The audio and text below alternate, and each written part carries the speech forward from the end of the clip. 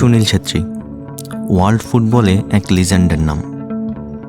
জাতীয় দলের হয়ে সর্বোচ্চ গোলদাতাদের তালিকায় ক্রিশ্চিয়ানো রোনালদো, লিওনেল মেসির পরে আসে এই সুনীল ছেত্রীর নাম।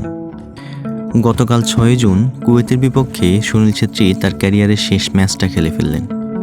আর যখন অবসরে গেলেন তখন 151 ম্যাচে 94 গোল জ্বলজ্বল করছে তার নামের পাশে।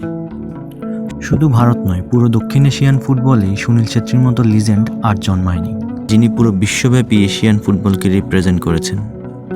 1984-তে জন্মগ্রহণ করা সুনীল ছেত্রী গতকাল 39 বছর বয়সে তার ক্যারিয়ারের শেষ ম্যাচটা খেলে ফেললেন। কিন্তু এই 39 বছর বয়সে এসেও গতকালকের ম্যাচে ইন্ডিয়ান টিমের সবথেকে ফিজিক্যালি ফিট প্লেয়ারটার নাম ছিল সুনীল ছেত্রী।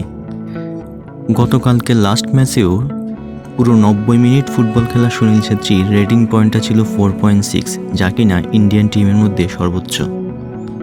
39 বছর বয়সী একজন ফুটবলার পুরো 90 মিনিট ফুটবল খেলে দলের সর্বোচ্চ রেটিং পয়েন্ট অর্জন করেছেন, এটা খুব সহজ কথা নয়।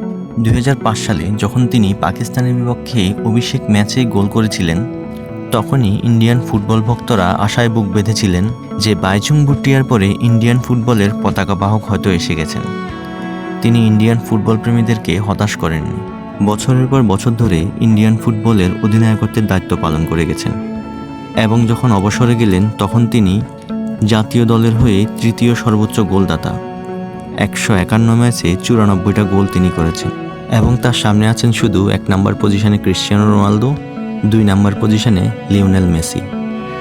সুনীল ছেত্রী নামটা বাংলাদেশি ফুটবল ভক্তদের কাছে খুব প্রিয় কোনো নাম নয়, কারণ এই এক সুনীল ছেত্রীর কাছেই আমরা বারবার ম্যাচ হেরেছি। কতবার যে এই সুনীল ছেত্রী ম্যাচের শেষ সময়ে এসে গোল করে বাংলাদেশকে হারিয়ে দিয়েছেন, তবু একজন ফুটবল ভক্ত হিসেবে এমন একজন লিজেন্ডের বিদায় মনকে ব্যথিত করে তোলে। এই লিজেন্ডের বিদায়ে ফিফাও গতকালকে আবেগঘন শোকবার্তা প্রকাশ করেছেন। সর্বশেষে এটাই কামনা করি, ভালো থাকুক সুনীল ছেত্রী, ভালো থাকুক ফুটবল, ভালো থাকুক সারা বিশ্বব্যাপী ফুটবল প্রেমীরা।